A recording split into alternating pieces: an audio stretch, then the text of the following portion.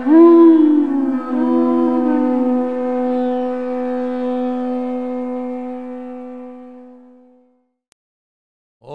Namo Bhagavate Vasudevaya.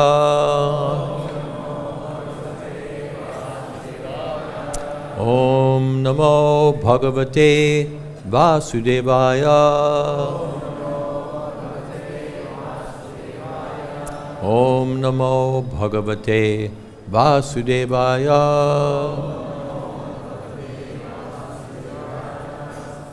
Srimad Bhagavatam 8.5.46. Tais tais vechcha bhutai rupai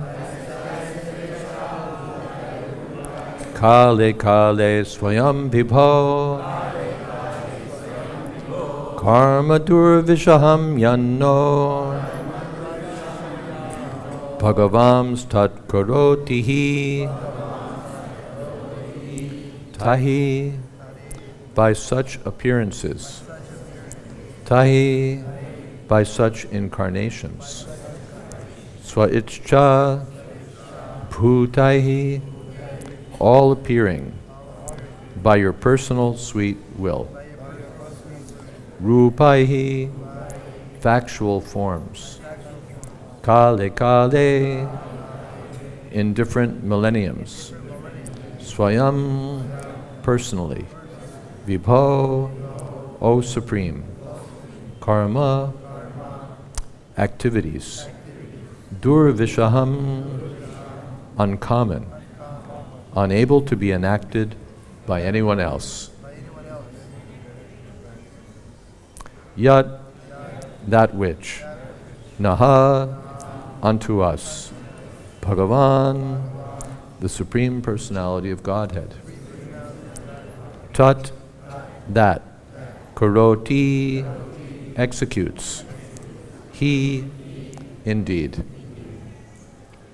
O Lord, O Supreme Personality of Godhead, by your sweet will, you appear in various incarnations, millennium after millennium, and act wonderfully, performing uncommon activities that would be impossible for us.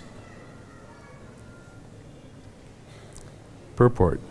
The Lord says in Bhagavad-Gita, Yada yada hi dharmasya glanir bhavati bharata abhyuttanam adharmasya tadatmanam srajamyaham.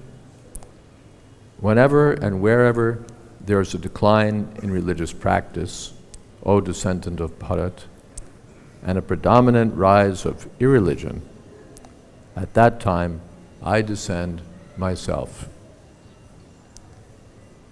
Thus, it is not imagination, but a fact that the Supreme Personality of Godhead, by His sweet will, appears in different incarnations, such as Matsya, Kurma, Varaha, Nrsimha, Vamana, Parshuram, Ramchandra, Balaram, Buddha, and many other forms. Devotees are always eager to see one of the Lord's innumerable forms.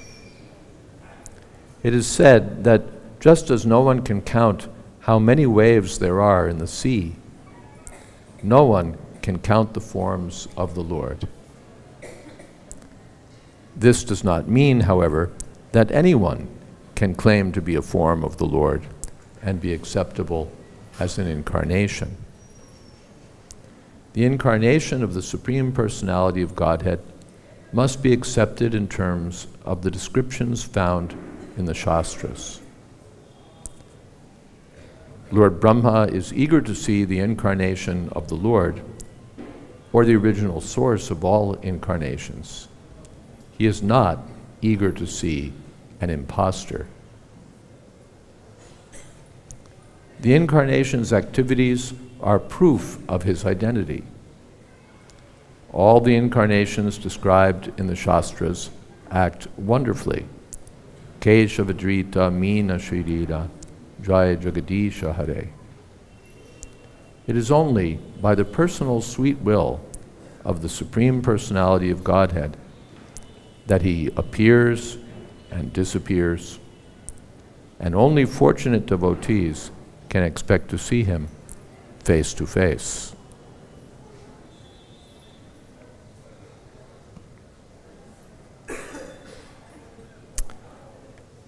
Om Jnanatimirandhasya Gyananjana Shalakaya Chakshurmilitam Jena Tasmai Shri Gurave Namaha Shri Chaitanya Manobhistam Sthapitam Jena Bhutale Swayam Rupakada Mahyam Tadhati Shapadantikam Vandehang Shri Guru Shri Jatapada Kamalang Shri Gurun Vaishnavamscha Shri Rupam Shagrashatam Shahagana Raganatan Vitam Stam Sajivam Sadvaitam Savadhutam Parijana Sahitam Krishna Chaitanya Devam Shri Radha Krishna Padan Shahagana Lalita Shri Vishakhan Vitamscha He Krishna Karuna Sindho Deenabandho Jagatpate Gopesha Gopika Kanta Radha Kanta Namostute Tapta Kamshana Gaurangi Radhe Vrindavaneshwari Vrishabhanu Sute Devi Pranamami Hori Priye Vansha Kolpatarubhyascha Kripa Sindho Bhyevacha Patitanam Pavanebhyo Vaishnavebhyo Namo Namaha Shri Krishna Chaitanya Prabhu Nityananda Shri Advaita Gadadhar Shri Vasari Gaur Bhakta Vrinda Hare Krishna Krishna Krishna Hare Hare Hare Rama Rama Rama Hare Hare Tais Svech Cha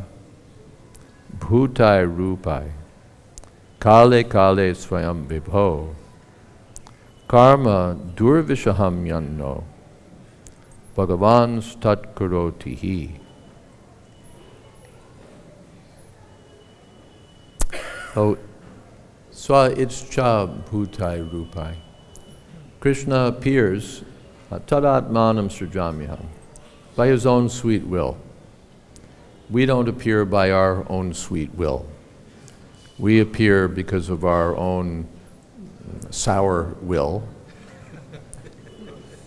And that also, not with free choice. We're forced to come in this form, that form, this form, another form.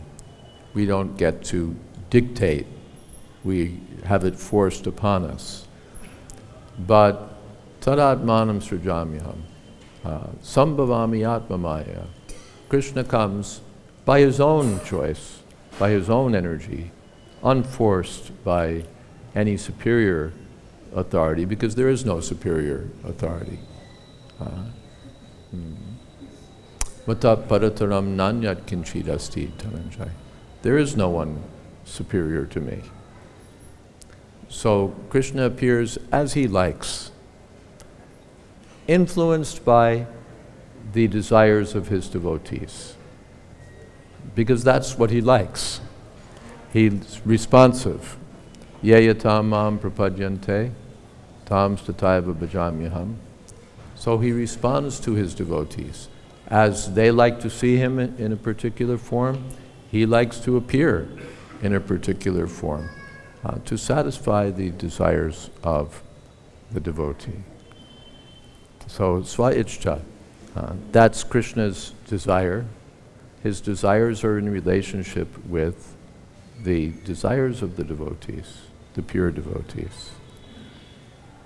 Tais svechcha, just like Bhishma Dev, he wanted to see Krishna break his promise. So yes, Krishna took up the wheel of the chariot and attacked Bhishma Dev, although he'd promised no weapons, I won't fight. But for the sake of the devotee, Krishna broke the promise and was willing to fight. And Bhishma Dev was very pleased. Yes, now he's broken his promise. and he's appeared before me in this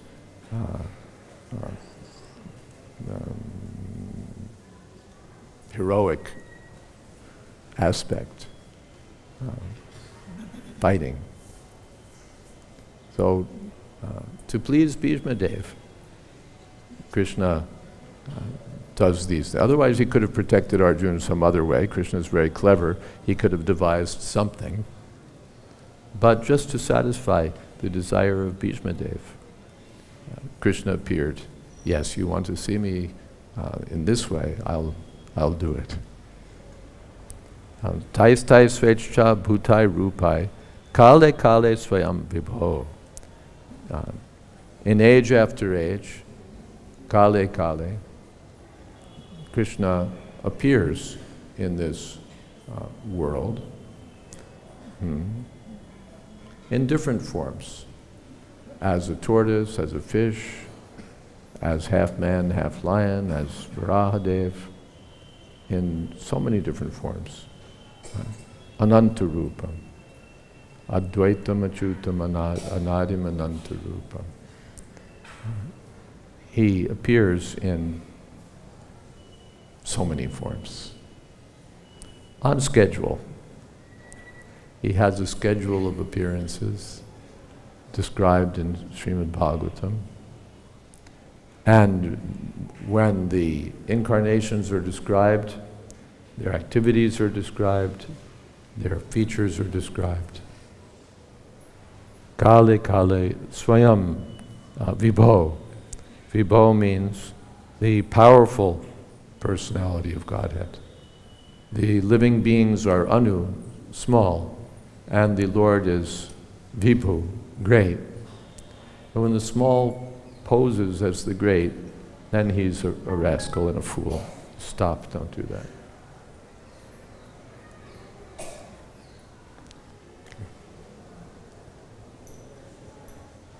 When the small, tiny living entity appears or presents himself as the Supreme Personality of Godhead, then he's just a joke. Like that Pondraka. He challenged Krishna. I'm the Supreme Personality of Godhead. He dressed himself with 4 arms and sent a messenger to the Krishna that I'm the Supreme Vasudev, and you have to surrender to me, Sarvatarman Paratyaja. And you have to give up your Shankha Chakra Gada Padma, because I'm the Supreme Personality of Godhead, and by my mercy I've appeared, and so on. So when everyone in the court heard this message, they all burst out laughing. What a fool. He's a nonsense rascal, and he's presenting himself as Bhagavan. So Krishna said, I'm not going to give up my club, my mace, my lotus flower, but you'll get the chakra.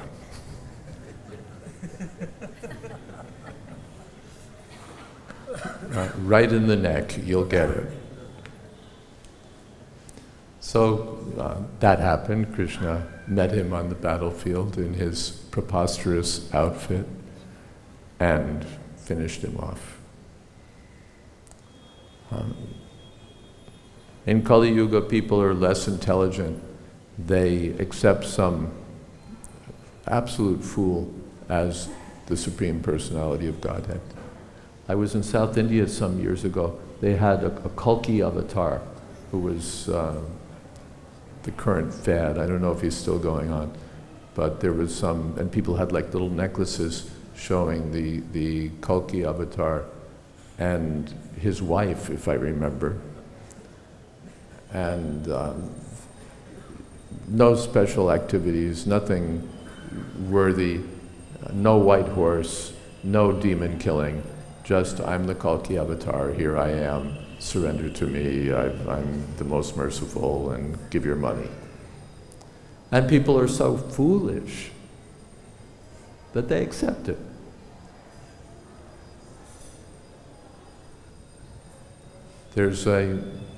Since I've heard a lot of slang in recent Bhagavatam classes, American slang, here's another one. There's a sucker born every minute. Sucker is American English slang for a person who's gullible and will believe anything you tell him. So there's a sucker born every minute. In fact, everyone who's born in this material world, practically speaking, is a fool. Otherwise, we wouldn't be born here. But there are fools, and then there are bigger fools, and the bigger fools accept a rascal to be the Supreme Personality of Godhead.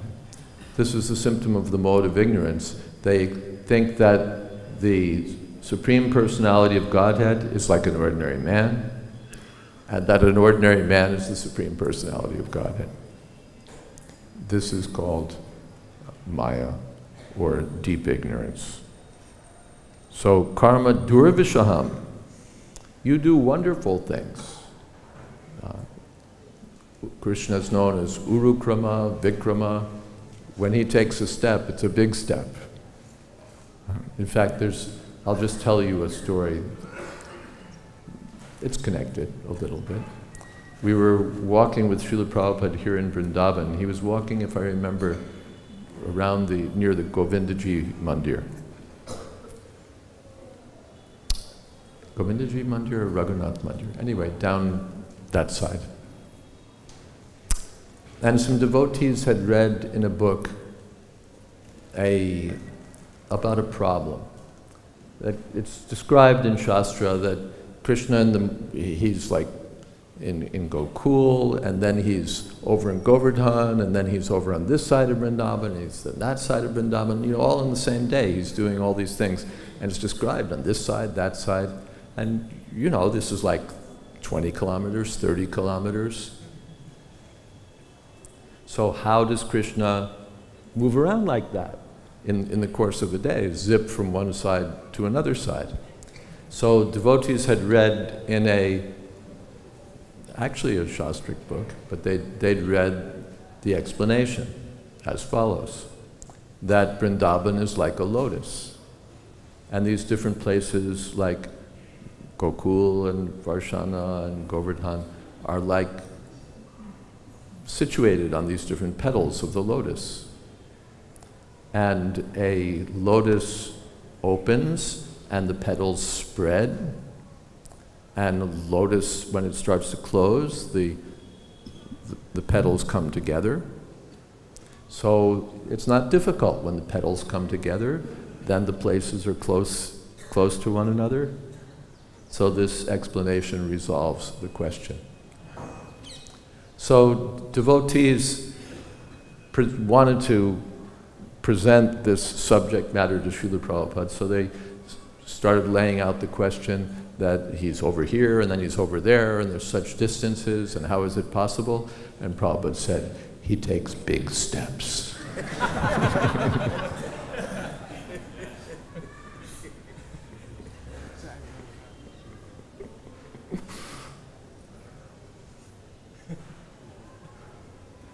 So Krishna is known as Urukrama, Vikrama, the person who takes mighty steps, unlike the little pseudo-bhagavans who are useless. So, tais svechcha bhuta rupai kale kale swayam vipo karma durvishaham, wonderful activities. Impossible for us. We couldn't do these things. But for you, they're easy because Bhagavan. So you can certainly do these things. That would be impossible for us. And I've also been asked to speak on 6th verse of Damodara Ashtakam, which is as follows. Namo Deva Damodarananta Vishno Prasida Prabho Dukkha Jalabdi Magnam Kripa Drishti Vrishyati Dinam Bhatanu Grihane Shama Magyam Ejakshi Drishya. There might even be a translation here. O Supreme Godhead, I offer my obeisances unto you. O Damodar, O Ananta, O Vishnu, O Master, O my Lord, be pleased upon me. By showering your glance of mercy upon me, deliver this poor, ignorant fool who is immersed in an ocean of worldly sorrows and become visible to my eyes. So Namo, I offer my obeisances, Deva, to you, O Lord, Damodar, Ananta Vishnu, unlimited, Supreme Personality of Godhead, Prasida Prabhu, O Lord, please be merciful. Dukkha Jalabdi Magnam, because I'm merged in an ocean of dukkhalayam ashashvatam. Material world means an ocean of misery. Janma, mrityu, jara, vyadhi, dukkha dosh anudarshanam. One should always be aware of these things. So I'm merged in an ocean of material existence. Kripa, drishti, vrishya, atidinam bhatanu. I'm atidin, very, very fallen. So please shower your merciful glance upon me. Anugrana, please give your blessings. Mam, to me. Agyam, who doesn't know what is what, who's in ignorance. And show your form. Make your form visible. Eti akshadrishya. Sri Chaitanya Mahaprabhu also prayed, Ayi nanda tanuja kinkaram patitam mam vishame bhavam buddha. Same thing, bhavam buddha, dukkha jalabdi magna. The ocean of misery. Bhava ambudhi, ocean of birth and death. Kripaya padapada pankaja stitadhuli sadrisham vichintaya. Ai means, calling out. Ai. We call out, just hey, but ai is like, ah. Ai Nanda Tanuja, addressing Krishna in relationship with his devotees. You're the son of Nanda Maharaj. Krishna becomes more pleased. Patitam Mam, I'm your servant, Kinkara, but somehow I've fallen into this ocean of birth and death. I'm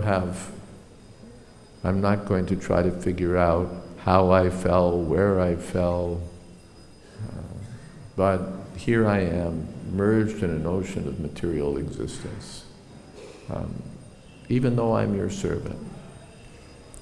Ayi nanda tanuja kinkaram patitam mam vishame bhavam buddha. Horrible vishame bhavam buddha.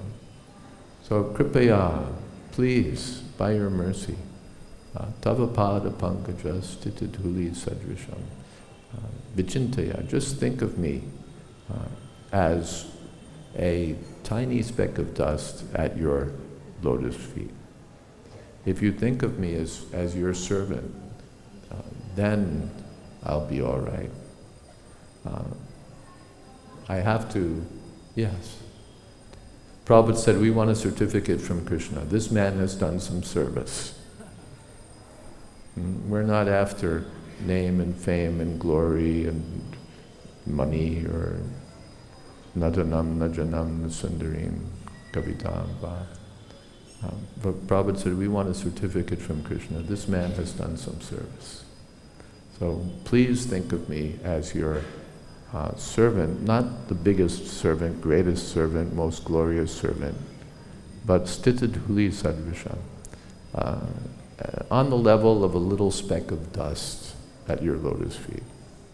To be a speck of dust at the lotus feet of Krishna is such a great aspiration. To be the greatest thing in the material world is to be nothing.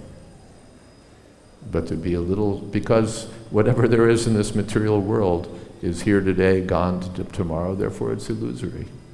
I build an empire, I build a multinational corporation, I build a multi-billion-dollar fortune, but it's all illusory because in a blink of Lord Brahma's eye, it's gone.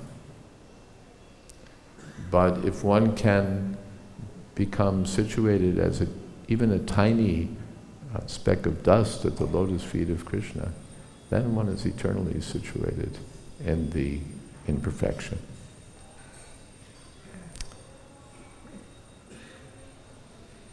All right, let's see what kind of questions there might be today. Yes. Microphone. But you're close, you can get started. Just speak, Polly. Okay, Maharaj, thank you very much. That's very nice. So the question is this: when the Lord appears in different species of life, when the Lord appears in different species of life, it is only to enhance his pastime, it's only to enact his pastimes, or yes, to benefit these lower species of life? or to benefit the lower species of life. That's his pastime also. The Lord is not obliged to benefit anyone. He doesn't owe anyone anything. But as his pastime means that he takes pleasure in being merciful. It's his desire, svaiccha. It's his desire to give mercy to the fallen souls in the different species of life. And at the same time, to enjoy fun, as it were, to enjoy different sporting activities. So when he's a tortoise, he gets his back scratched, and he gets a big drama of churning the ocean and so on. Or when he appears as Hiranyakashipu, as Nrsingadev, he gets to kill Hiranyakashipu, and he gets to do a whole, kill a lot of demons, and give the demigods a hard time also, scare the daylights out of them, and refuse to be pacified by their prayers. And he shows his how much he's pleased by Prahlad Maharaj. So these are all different pastimes. Krishna does many things at one time. Is that okay? Yes, he appears in all the species of He appears in all the species of life. Yes, that's stated in Bhagavatam. Yes. All different forms of life. Some other question? Hare Krishna Maharaj. Where are you? There you are. Okay. Thank you so much for a wonderful class. Maharaj, you spoke about the scheduled incarnation of the Lord. Could you please throw some light on that? Because if Krishna has a schedule of incarnation, in a sense, then he's committing himself. That little bit goes against the Swarak nature, against his total independence. Against his? Total independence. No. Then he's sort of committing himself. Just like I'm a sannyasi, I'm not under any temple president, and yet I have a schedule. What's the difficulty? It's not that someone stuck a schedule on me, I made it. I can break it, I can make it. It's not that if I have a schedule, it must mean that I'm not independent. No one tells Krishna, here's your schedule. He makes it himself. Thank you. Badrinarayan Maharaj.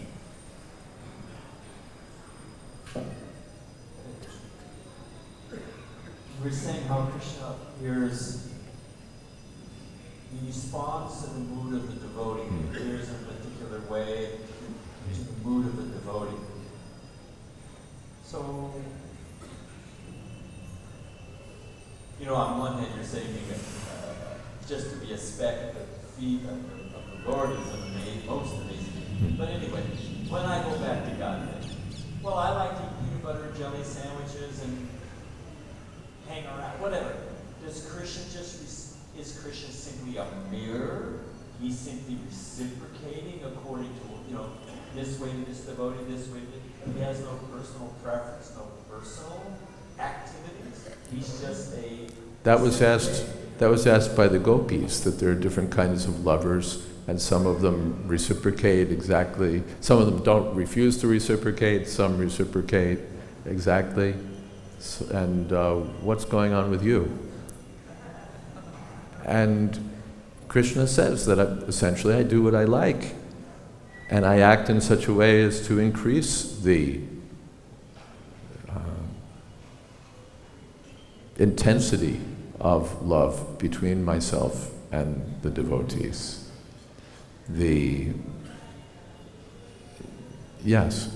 So Krishna disappeared from the gopis. You're not going to see me. I'm taking off.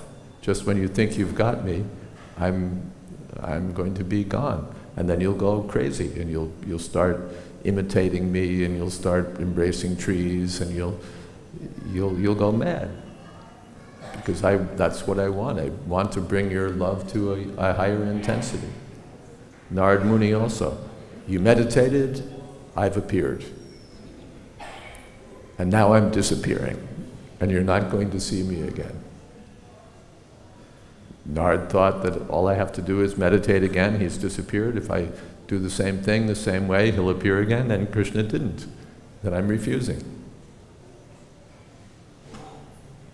Just to increase your eagerness. So Krishna has that nature. It's not mechanical. It's not just, Krishna says, Yayatam mam prapadyante, proportionately I reciprocate, but it's not just mechanically reciprocating. You did this, I do that. You do this, I do that. But Krishna reciprocates as in a loving relationship.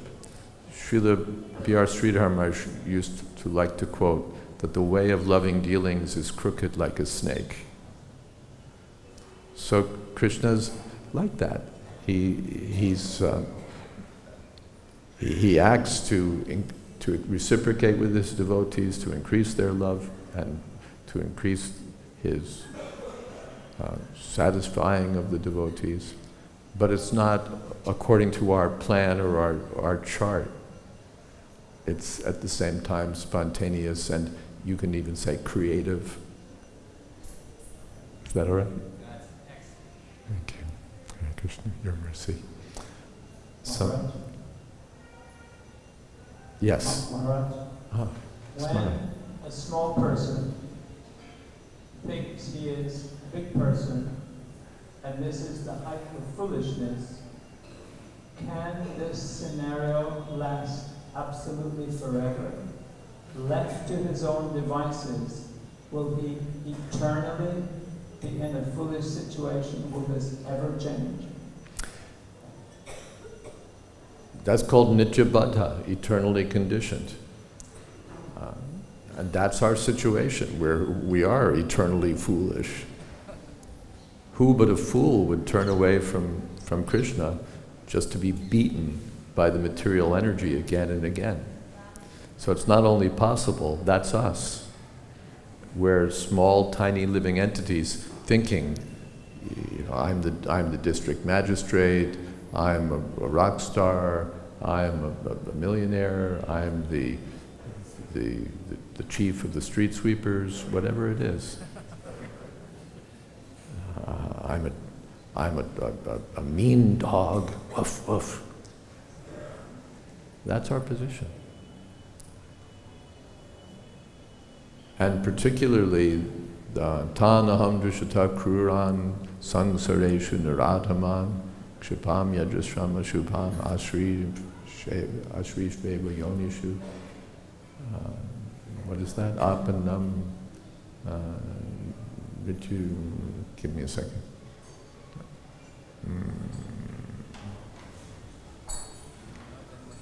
Janmani Janmani Mama Prapi. Huh? Yeah, but what were the first two lines? First two lines? Yeah, you're in the same situation I'm in. Mama Praiva Konti Atato Yanti Adamam Gatim. Let's see. Asrim Yonimapan Mudha Janmani Janmani. This is a magic book, by the way. You touch it and look for a verse, and before you find the verse, you remember something about it. So those who are vicious and mean, the lowest of men, Krishna says, I put them again and again into the lower species of life, and they never attain me. So yes. Never, never. But still the Nitya Baddha living entities can become freed by the mercy of a devotee. Otherwise, they remain Nitya Baddha. That's the situation.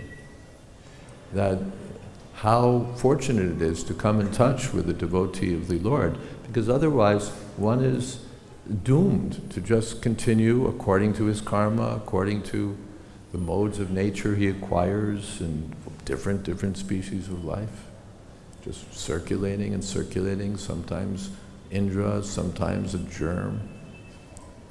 But by the mercy of a pure devotee, he can become mukta, nitya mukta param, mukta sangha param vraje. Kirtana deva krishnasya. Krishna kirtan is so wonderful that just by Krishna kirtan, one can get freed from material entanglement and go back home, back to Godhead. Param vijayate Shri Krishna Sankirtana. Jai. Hare Krishna. Hare Krishna. Maharaj, you were speaking that Krishna is taking bigger steps. Big steps. Big steps. Yes. So if a person who is a Vanaprastha or sannyasi, if he take a big step that his senses are disturbing him, and he changed the ashram, so can you say something about it? The senses are disturbing him, so he changes ashrams.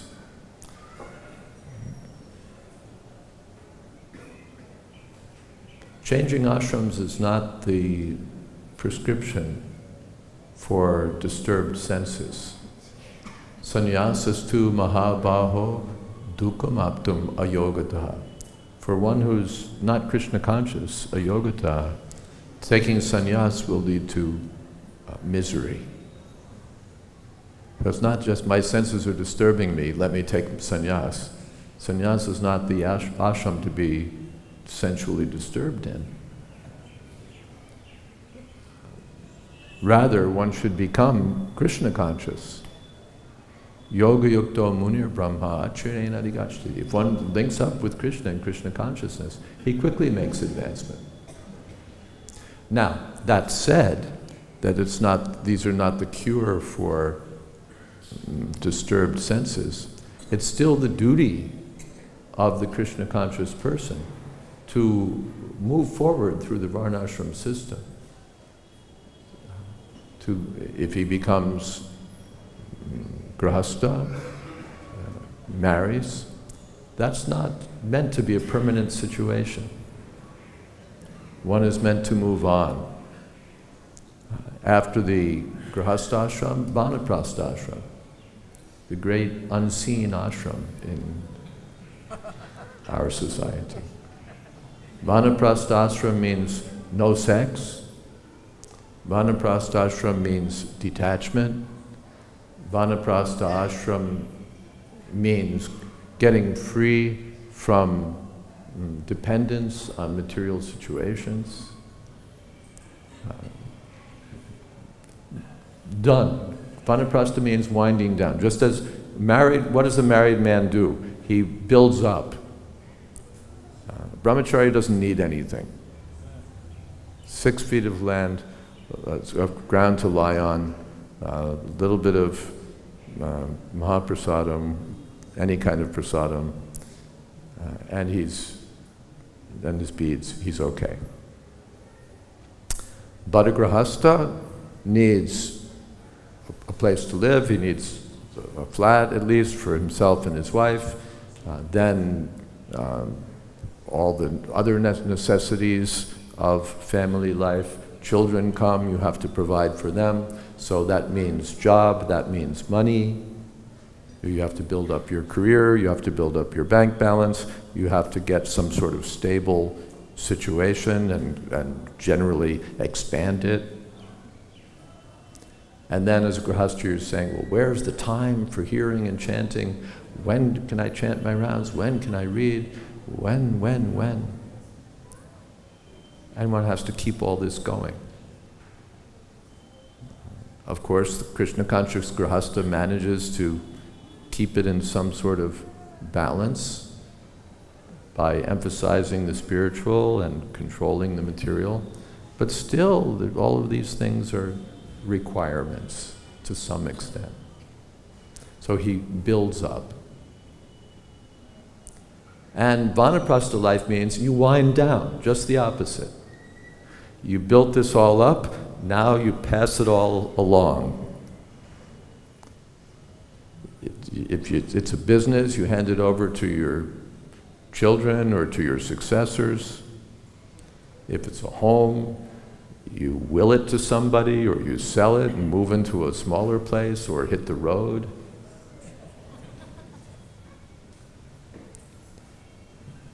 You go through those closets of stuff and start distributing it till you're down to what you actually need. The vanaprasthas can travel to different holy places, or they can stay in a holy place like Vrindavan, Mayapur, Puri.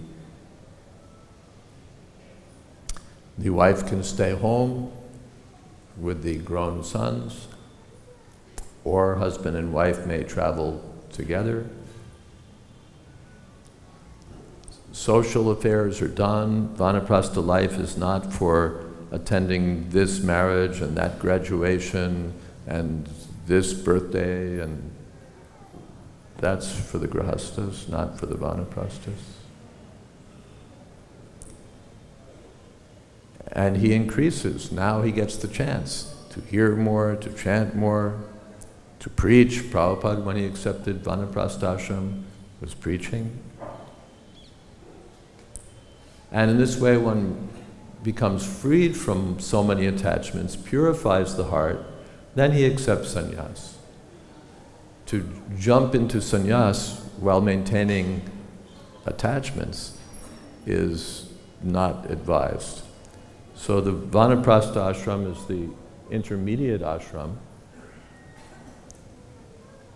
You're the wrong person in the wrong place. The vanaprastha is the intermediate ashram for getting freed from so many attachments. Then one can accept sannyas.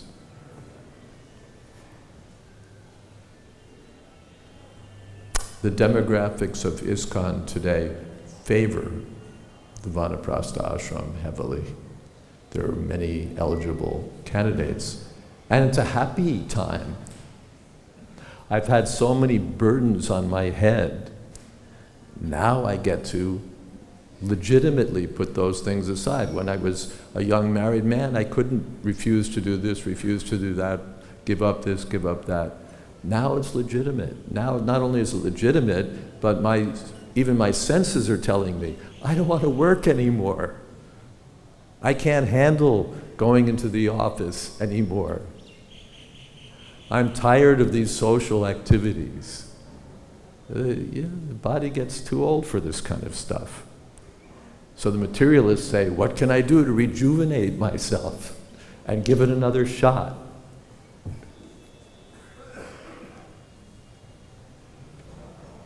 But the devotee welcomes it. That, all right, I'm getting too old to really enjoy material life. Good. Let me chant Hare Krishna, read Srimad Bhagavatam, see the Lord in the temple, purify my heart, associate with sadhus, focus on hearing and chanting, and become ready to go back to Godhead, because that time is coming quickly. This is the duty. Yes. All right, the microphone dictates.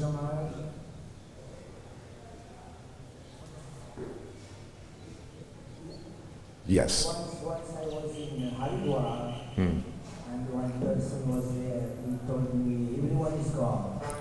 In Haridwar you met someone who told you that everyone is God. Well, then that's useless. Just stop right there. If everyone is God, what good is it? You know, like being GBC man is something, because there's only, 30 or whatever. I know it's a burden and but, for young guys who are aspiring to be like GBC men, they could be, it's a select unit, yes, the Green Berets of ISKCON, maybe. So, but if everybody was a GBC man, there's nothing in it anymore. And just nearby there was one pig. Excuse me? Nearby one pig was there. Nearby there was a pig, yes. And I told him, this pig is also God? He said, yes, it is his Leela. Can you give him a comment? The pig is also God. This is his Leela. Yeah. And our Leela is we kick in your face, Prabhupada. This is their gross ignorance, that Svechcha bhutai rupai, by my own sweet will I appear. The pig is stuck. What kind of life is that to have to eat stool and have to live in the muck and all of that? If you ask me, would you like to be a pig in the next life? I said, no. But some poor living entity has become a pig because the modes of nature forced him. So you're such a fool that you can't discriminate between the person who's visiting the prison and the person who's in jail in the prison. You think anyone who's in prison is the same. If the king comes to the prison to inspect, you'll think, the king is a prisoner. This is their, Prabhupada said, poor fund of knowledge. Something else. Hare Krishna Maharaj. Where are you? I'm here. Everybody's here, but which here are you in? Okay. Hare Krishna Maharaj. That's a supplementary question about the foolish persons which you answered. I don't know whether it's the right forum to ask this question, but it just came to my mind. I'm from Bahrain actually. We have? I'm from Bahrain. From Bahrain, yes. And we have now the influence of this Ritvikism coming into Bahrain. They're trying to, sort of what we call poaching into the market. So how do we deal with that? And the people who follow that, do they go back to God? How do we sort of understand the situation? How do we deal with this Ritvik idea, the idea that everyone in the world can become Prabhupada's directly initiated disciple? And will the people who follow that go back to Godhead? First thing is that Shruti Smriti Puranari Panchratra Vidim Vina Vaikantiki Harir Bhaktir Utpataya Kalpate. Srila Sanatana Goswami quotes that those who follow some path which is not authorized by the Shrutis or the Smritis or the Puranas or the Pancharatras or any legitimate scripture. Aikantiki Harir Bhakti, they're Hari Bhakti, oh, they're Bhaktas, but their Hari Bhakti is Utpattai, off course, and it's simply a disturbance.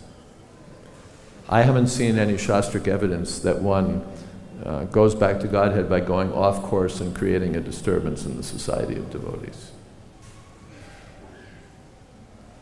Nor have I seen any Shastric evidence that we're supposed to jump over, jump to the to departed acharyas and in this way become connected with the sampradaya. So it's a pakka concoction. That's the first thing. You have to deal with it by teaching the actual philosophy.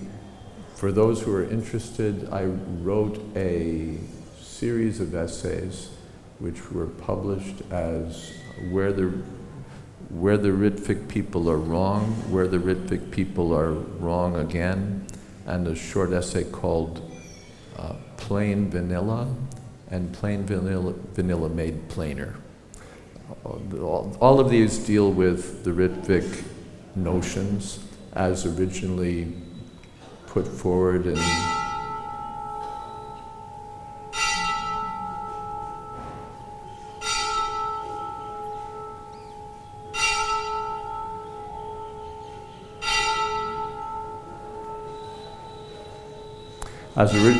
yeah, okay.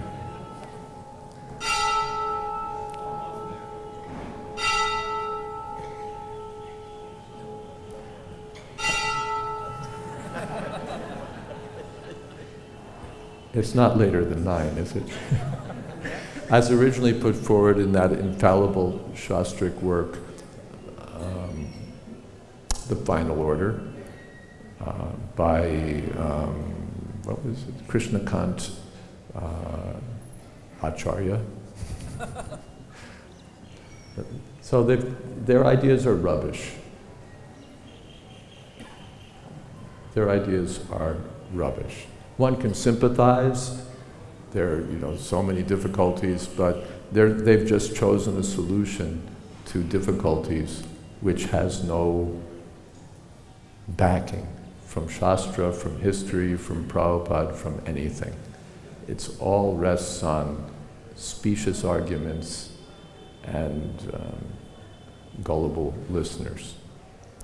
So, if you speak to me, or if someone from Bahrain writes to me, I'm just, if you're putting together a reprint of that booklet, you may find it useful for Bahrain. You print it yourself.